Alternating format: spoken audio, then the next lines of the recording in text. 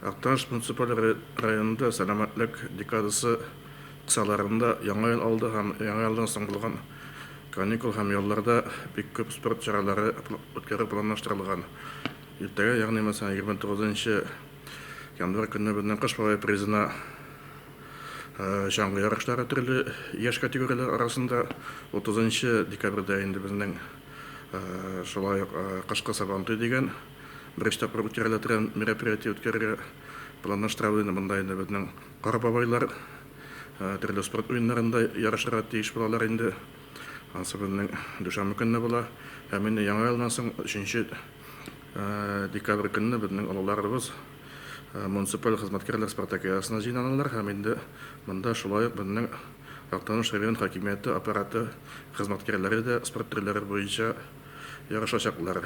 Биредә безнең йөзү буенча, чаңгы буенча, өстәл теннисы буенча, бадминтон буенча, шахмат буенча ярышлар каралган. Һәм инде иң азактан безнең муниципаль хезмәткәрләрне һәм хакимият хезмәткәрләре җыелма командаларына волейбол ярышы белән тәмамланачак инде. Алардан соң инде безнең старт алачаклар. Мәгариф бүлеге мәгариф хезмәткәрләре ул безнең 4 январьга планлаштырылган.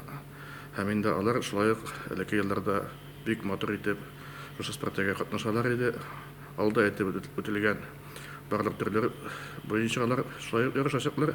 Һәм инде аның өстенә аркан тарту буенча да бик күңелле милли ярышыбызны үткәрү планлаштырыла.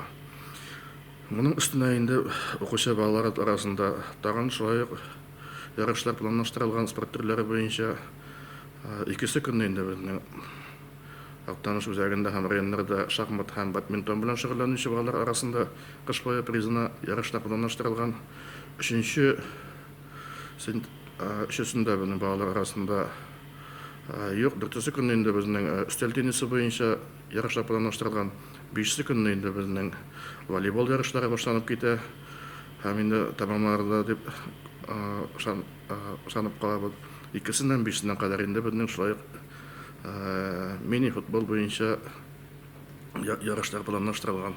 6 көнне безнең йөзү буенча шулай ярыш планлаштырылган. Һәм инде 7 көнне инде безнең милли көрәш һәм дзюдо буенча балалар арасында кыш бая призына ярышлар тәгаенләнгән календарь буенча. Актаныш районында яшәүче гражданнарның инде ялларын файдалы үткәрү һәм нәтиҗәле үткәрү форсатыннан чыгып үткәрелә. Һәм инде әйттек бит, сәламәтлек декадасы һәм сәламәт яшәү рәвешен алга сөрү максатыннан шушындый ярышлар бездә планлаштырыла.